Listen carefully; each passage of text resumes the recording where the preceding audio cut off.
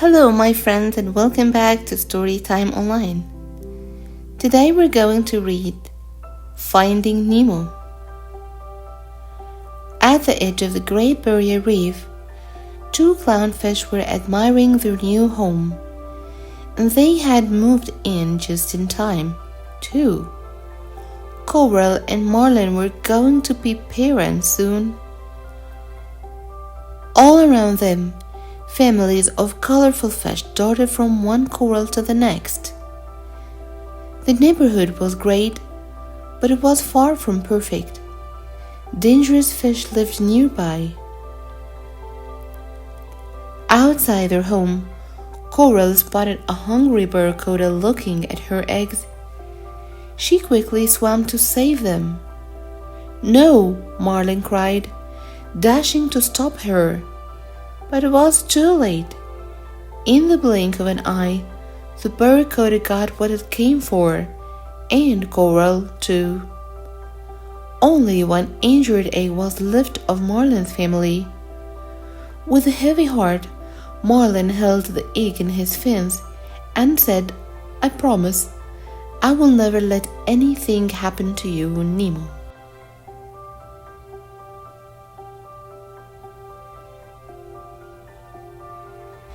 Soon Nemo was ready for his first day of school.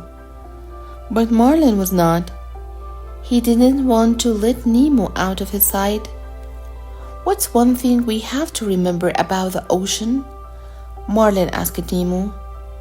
"It's not safe," Nemo replied. He had heard this question a million times. So when Marlin learned that the class was swimming to the drop-off, he panicked and went to find his son. He did not want Nemo near the open water. At the drop-off, Marlin saw Nemo and his friends playing a dangerous game. They were seeing who could swim closest to a boat in the open water. "Nemo, no!" Marlin cried. "You think you can do these things, but you just can't, Nemo." Nemo was embarrassed. "I hate you," he said. He swam out to the boat and touched it with his fin.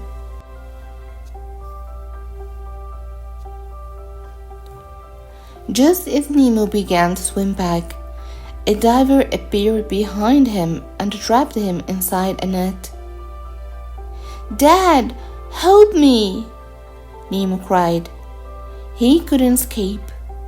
The diver took Nemo back to the boat and sped off, accidentally knocking his scuba mask overboard. Marlin swam after the boat as quickly as he could. But he wasn't fast enough. Marlin lost sight of the boat and his son. Marlin felt helpless until he bumped into a friendly fish named Dory. She had seen where the boat went, but Dory didn't have the greatest memory in the sea. "I forgot things almost instantly," she explained. "It runs in my family, or at least I think it does." Marlin turned to swim away, but he bumped into a shark named Bruce. Bruce invited Marlin and Dory to a little get-together in an old shipyard nearby. Marlin was sure it was a trap, but the fish didn't really have a choice. They followed Bruce to an old sunken ship, where two other sharks were waiting. In the shipyard, Marlin spotted the scuba mask. There were words on the strap, a clue.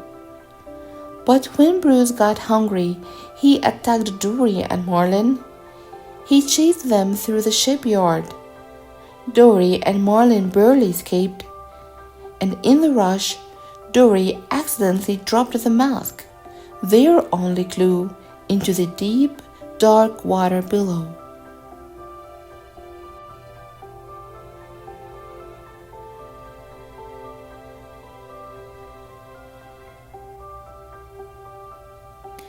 Miles from his home, Nemo was trapped inside a fish tank in a dentist's office. It just so happened that the other fish in the tank were friendly. They were even friends with a pelican named Nigel. The tank gang liked Nemo so much that they decided to make him part of their club. "Tonight we give the kid a proper reception," said a fish named Gil.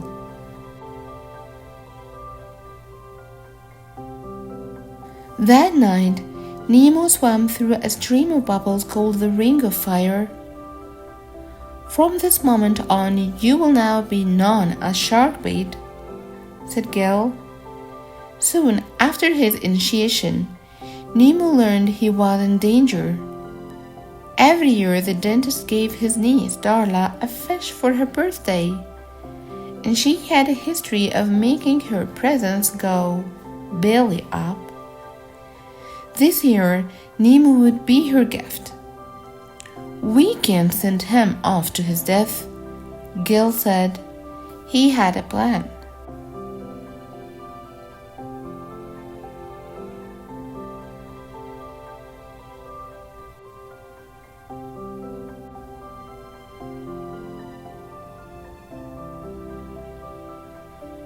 Deep in the ocean, Marlin and Dory swam into a dark canyon after the mask. When they reached the bottom, a faint light appeared. As the two friends got closer to the light, a scary fish with long, sharp teeth appeared. They swam away as fast as they could, but Dory spotted the mask. "Read it," Marlin cried, trying to distract the fish. "P. Sherman," she said, slowly making out the words. 42 Wallaby Way, Sydney. They finally knew where Nemo was. As Marlin and Dory swam towards Sydney, they bumped into a jellyfish. "Come here, little squishy," said Dory, but then it stung her. Suddenly, a forest of jellyfish appeared. Marlin knew they were in danger. To get through the jellyfish safely, Marlin suggested a friendly race.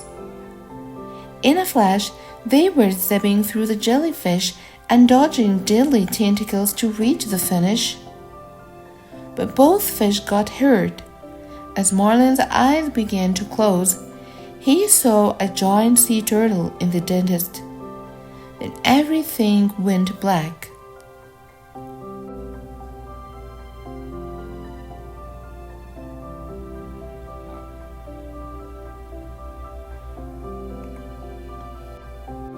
Back in the dentist's office, Gil explained Nemo's role in his escape plan. "What we need you to do is to take a pipple inside and jam the gears. The dentist would have to take the fish out of the tank to clean the dirty water. Once outside the tank, they would make their escape to the ocean."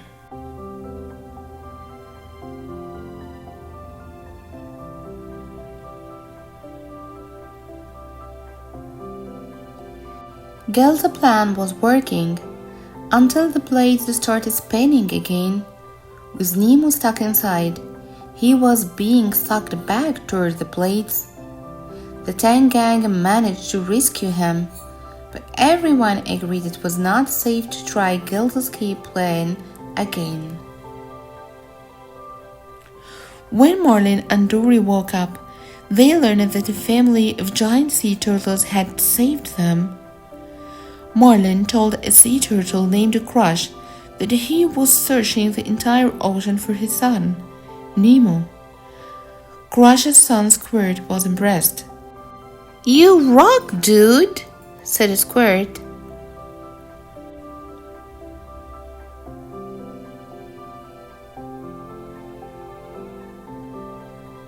After the sea turtles dropped off Marlin and Dory outside Sydney, word of their bravery spread fast.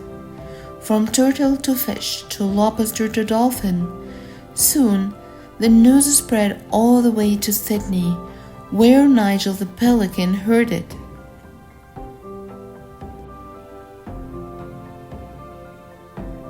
Nigel couldn't wait to share the news with Nemo. "Your dad's been fighting the entire ocean looking for you," he said excitedly. Nemo was inspired by his father's bravery. He was ready to attempt Gil's escape plan again and get back home. Taking a pebble from the bottom of the tank, he swam into the filter. And this time, Nemo jammed the blades and safely made it out of the filter. "We have less than 48 hours before Darla gets here," Gil reminded them. With the jammed filter, it was time to make the tank absolutely filthy. "Be as gross as possible," he said. And they did just that. The tank was dirty in no time. Outside Sydney, Marlin was beginning to think they were lost. "I have definitely seen this floating speck before," he said. In the distance, a huge whale was swimming toward them. "Can you give us directions?" Dory asked in her best whale voice. When the whale didn't answer, she wasn't so sure it was friendly. Then, with little warning, the whale sucked them into its mouth. Marlin began to panic. He just knew the whale was going to eat them. He would never find his son now. "I promised him I'd never let anything happen to him," he said sadly. "You can never let anything happen to him," Dory replied. "Then nothing would ever happen to him."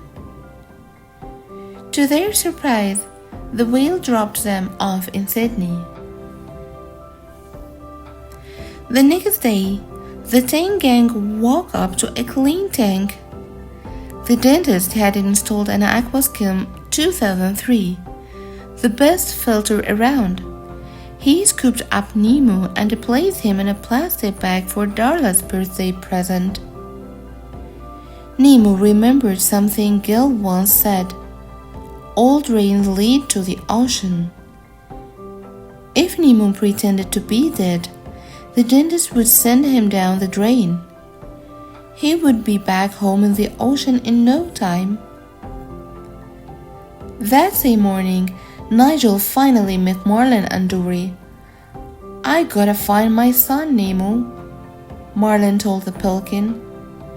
"I can take you to your son," Nigel said. Marlin and Dory hopped inside the pelican's mouth and flew straight to the dentist's office. Darla had just arrived. She was ready for a teeth cleaning and for her birthday present. "Yay! Fishy, fishy, fishy!"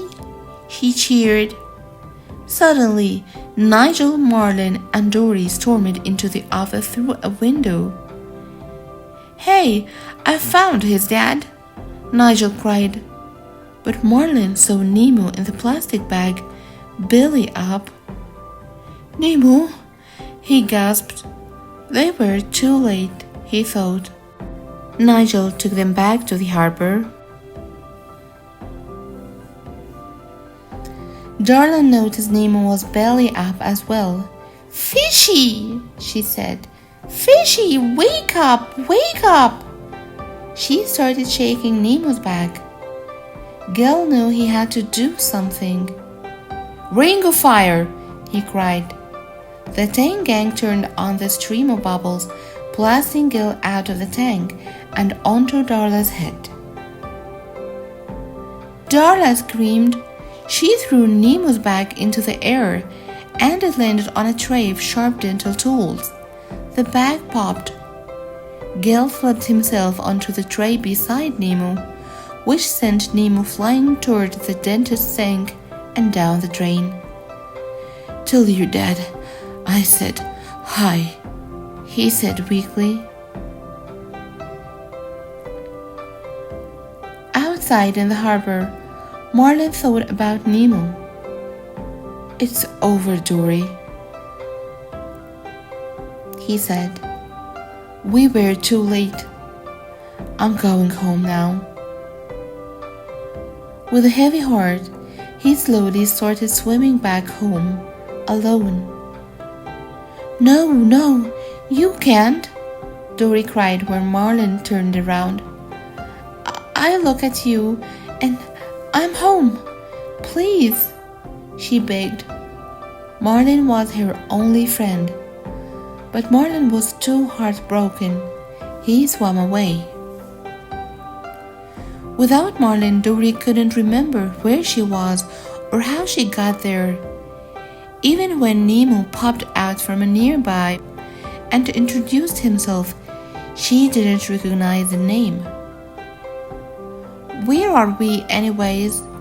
asked Nemo. "Sydney P. Sherman, 42 Wallaby Way, Sydney," she cried. Suddenly remembering all that had happened. "Nemo, it's you!" Together, Dory and Nemo searched for Marlin, who luckily hadn't gone too far.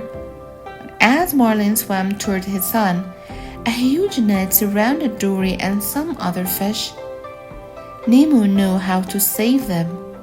"Tell all the fish to swim down," he said. All of the fish began swimming down. "Keep swimming, just keep swimming," Marlin instructed. It worked. Dory and the other fish escaped from the net, but Nemo was trapped underneath it. "It's okay. Dad is here. Dad has got you," Marlin said as he rushed to Nemo's side. "Dad," Nemo said weakly, "I don't hate you." Slowly he gained back his strength. Together, Marlin, Dory, and Nemo made their way back home. A few weeks later, Nemo was getting ready for school again, and this time Marlin was ready too.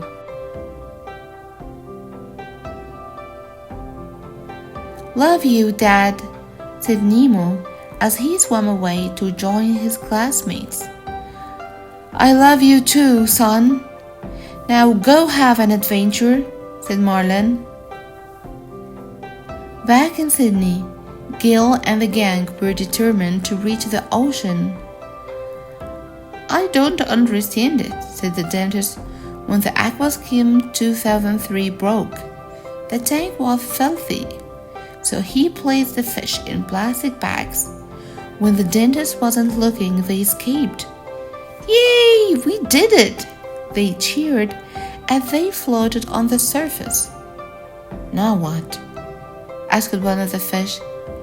It was time to think of a new plan. The end. I hope you enjoyed this story for today. If so, please don't forget to hit the like button and subscribe to the channel. Always be happy and safe. See you next time. See you. Bye.